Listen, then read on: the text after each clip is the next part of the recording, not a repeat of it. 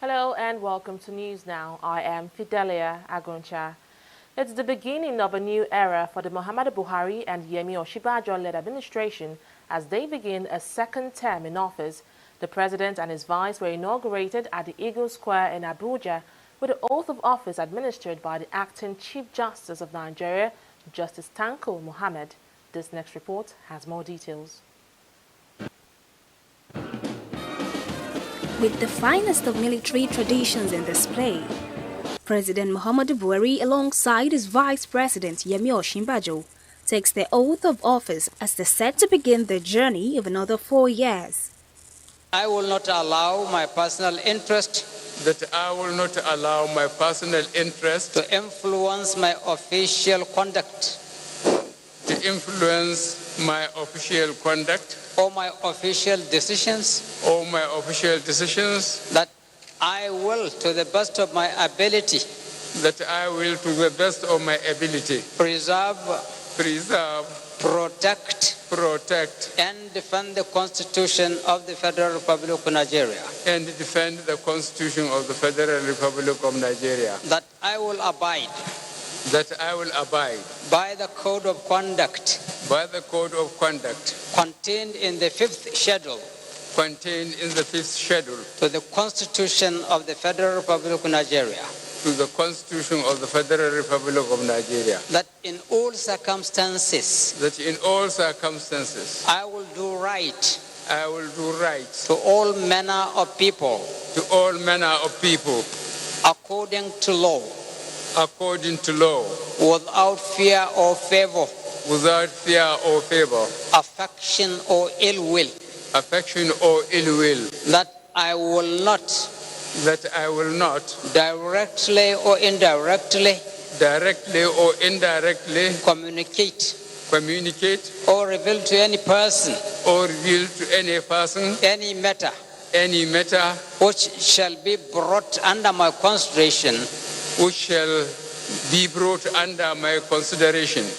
become known to me as President of the Federal Republic of Nigeria, except as may be required for due discharge of my duties as President. So help me God. That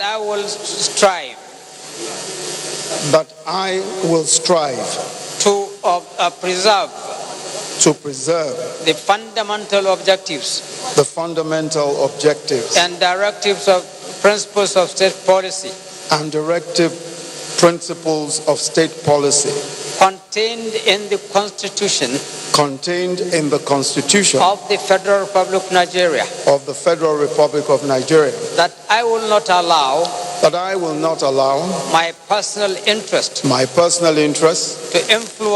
to influence my official conduct. Nigerians and leaders from across the world have gathered at the Eagle Square in Abuja to witness the inauguration ceremony. To signify the end of the president's fourth term, the national and defense flags are lowered and folded. New ones are thereafter hosted to show the commencement of the new dispensation. As the second term of the Buhari-led administration officially begins, expectations are high and Nigerians have begun setting an agenda for the next 4 years. Now our President Muhammadu Buhari, is a man of integrity. He's an honest man. He's one of the best leaders. Matter of fact, he's the best leader I've ever experienced. I'd like to see more of gender inclusion in the next dispensation.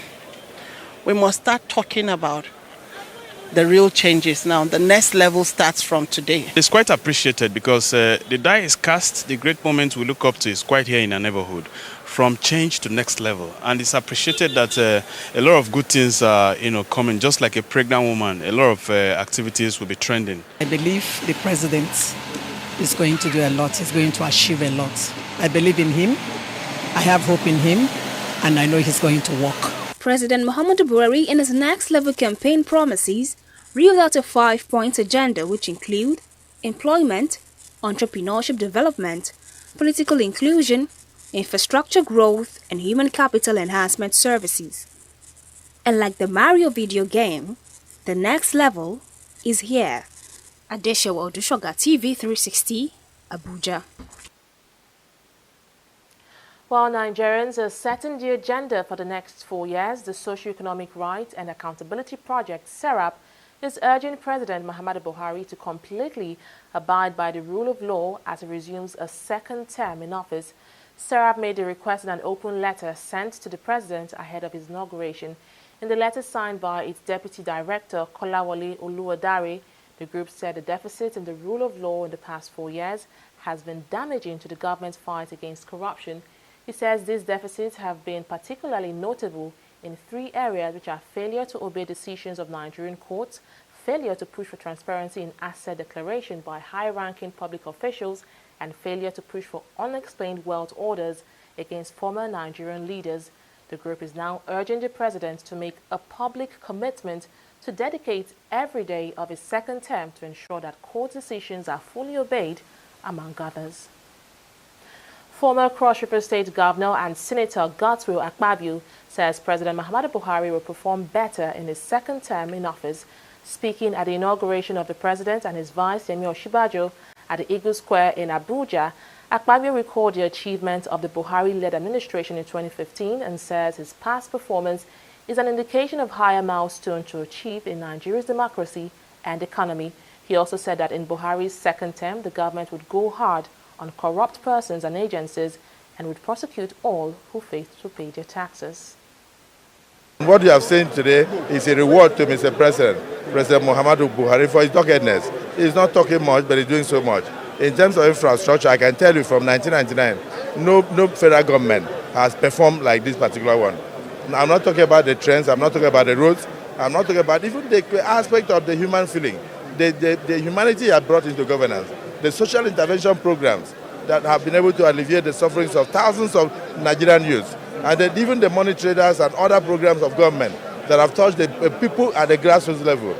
Those are the things that excited me. This is not a government for the elite, and that is why the president is a man of the grassroots, and I'm excited. The ceremony went well.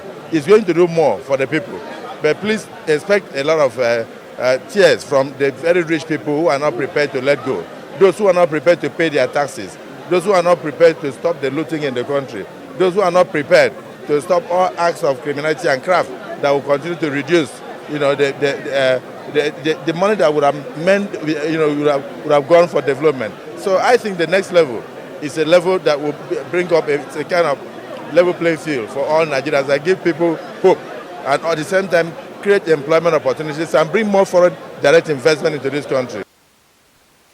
Better days lie ahead for Lagosians. This is the promise of the governor, Babajide Sanwo-Olu, and his deputy, Obafemi Hamzat, as they officially take over the helm of affairs in Lagos State.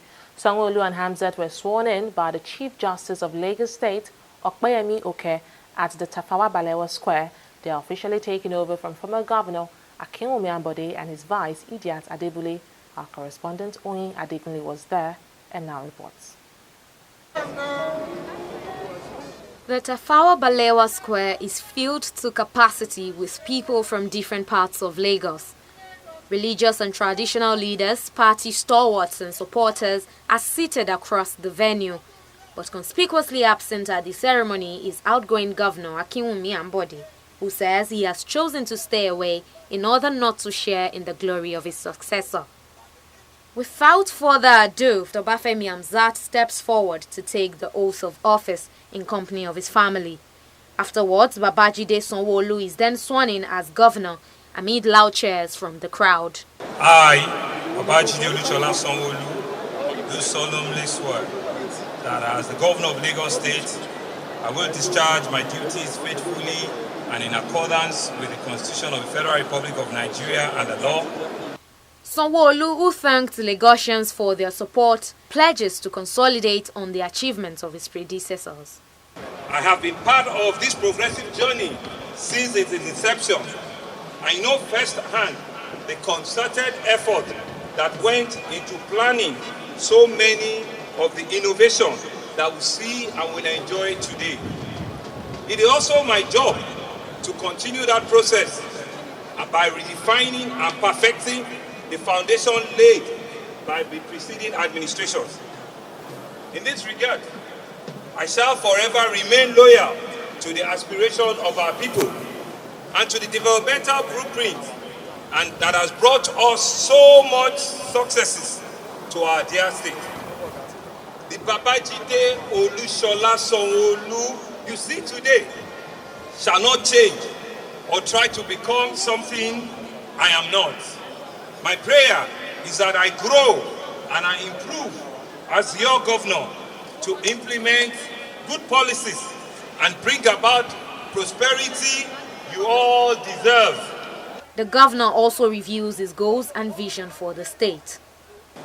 My goal is to advance the social and economic progress of this state and its people, regardless of your faith, regardless of your social class or your origin of birth. As long as you adopt the script of Lagos, Lagos will in turn adopt you. This is my motto. This is how I see our home, and this is how I shall run my government. I shall select the best and the most qualified people to hold positions of authority in our government. Some party members also speak on their expectations and some of the areas that require speedy intervention from the new administration. What we expect of the new governor and his deputy is to take Lagos to the next level in the areas of security, cleaner Lagos, better infrastructure. Lagosians are expectant, as you know, in terms of environmental expectations, in terms of the filthiness in Lagos, the trailers issues, so many things that needs to be addressed quickly, which is very, very paramount in the lives of the Lagosians. Lagos has maintained a steady growth in the past 20 years and we want to sustain it. We are moving to become the largest economy in Africa. It's possible. Today we are in the fifth position, but we are advancing with frightening speed. And you need masters in the game. That's why we have combined two governors, two potential governors as governor and deputy governor. Both Sanwo-Olu and Hamzat have occupied positions of leadership in the public and private sectors. Many Lagosians will want to see this wealth of experience brought to bear in the administration of the state. Oyin Adekunle, TV360, Lagos. Meanwhile, former Lagos State Governor Akinwumi Ambode has been explaining why he did not attend the formal inauguration of Babajide Sanwo-Olu and his deputy Obafemi Hamzat. In a short statement by his chief press secretary, Ambode said he stayed away from the ceremony to allow his successor be the star of the inauguration. He further explained that he had a quality private moment with Sanwo-Olu during his official handover done on Tuesday night. Ambode, however, congratulated the incoming governor while expressing confidence that with the prayers, cooperation and collective support of all Lagosians, the new government will succeed in the excellent tradition of progressive governance which Lagos State is known for. Ambode had in a farewell state broadcast on Tuesday officially marked the end of his administration. In the euphoria of the new government handover in Lagos State, human rights activists have gathered at the Gani Fawehinmi Park to protest the growing state of insecurity and remind the new government the essence of democracy. The activists, including Femi Falana, are urging the Sanwo-Olu-led administration to hit the ground running and put the interests of Lagos residents first in the administration of their duties. While hundreds of Lagosians gather at the Tafawa Balewa Square to witness an historic inauguration of the 15th governor of Lagos State. And to celebrate a new era in the politics of the state, human rights activists gather at the Gani Fawayemi Park to remind the government of the state of the nation. One of Nigeria's most prominent lawyers and human rights activists, Femi Falana, is advocating for the empowerment of the Nigerian police force for the proper execution of their duties. We want the Nigerian police force to be adequately funded, equipped and motivated so that the security of our people can be guaranteed. We do not want the military involved in security of the country. The military is under a duty, legal duty, to take care of defending the territorial integrity of the country, while the police force is obligated to defend internal security. Human rights activist Malaki Ugumadu, who was also part of the protest, had called on Nigerians to remember the true essence of democracy. We're saying, go on with your celebration, go on with your march past, go on with your salutations. We will bring back to the consciousness of Nigerians what June 12 means, what May 29 should represent. And those struggles were not won at air-conditioned offices or parade grounds. Those struggles were won on the streets of Nigerians. And we're not tired. We're not even going to relent in emphasizing what those things mean.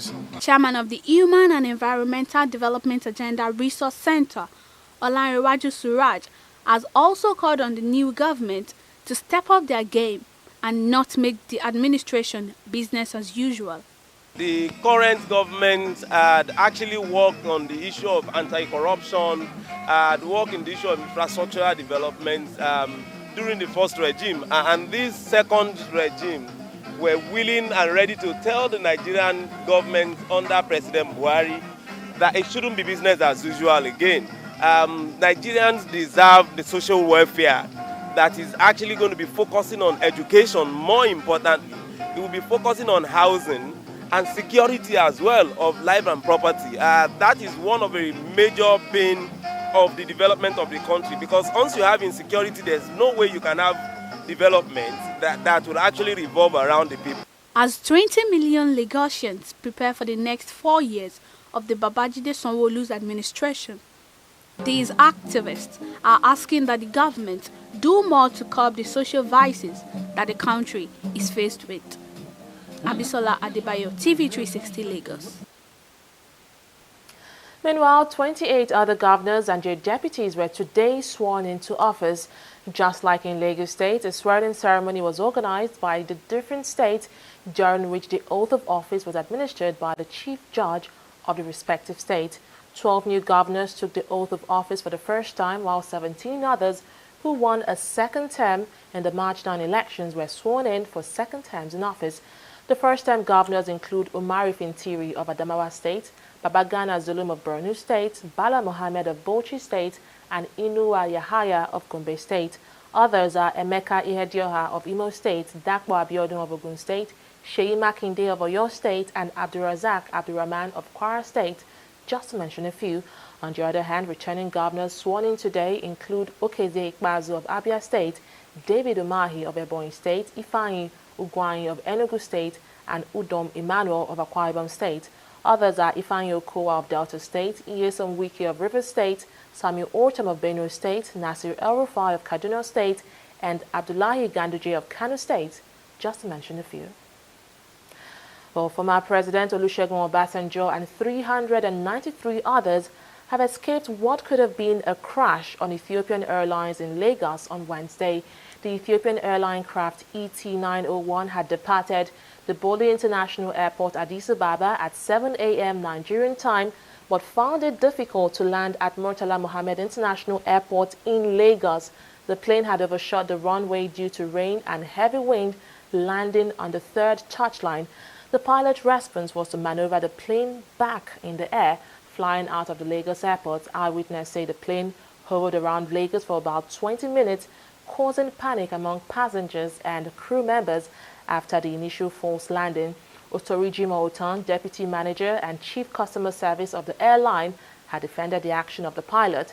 He described him as experienced and added that the plane would have overshot the runway if the pilot had continued taking down after landing on the third touchline.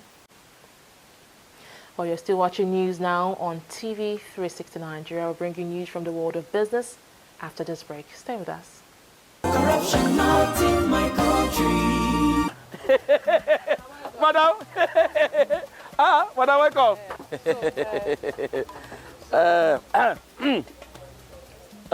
Okay, madam, no worry. When you deliver the balance, we'll give you the goods. No problem, no problem. All right, so now well done. Thank you. Hey, Oga, I still say she don't bring money. Maybe we'll use this one for her now. She wants mahogany, not white wood.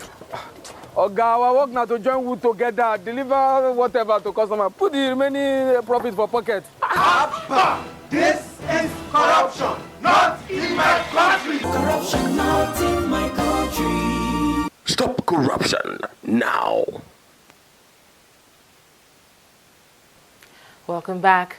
The National Bureau of Statistics (NBS) says Nigeria generated 289.04 billion naira from value-added tax in the first quarter of 2019.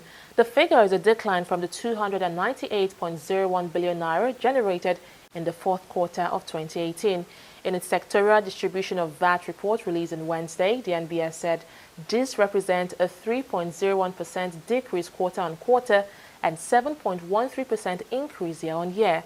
According to the report, the manufacturing sector generated the highest VAT amount of 31.42 billion naira, followed by professional services, which generated 24.31 billion naira, while the commercial and trading sector generated 14.92 billion naira.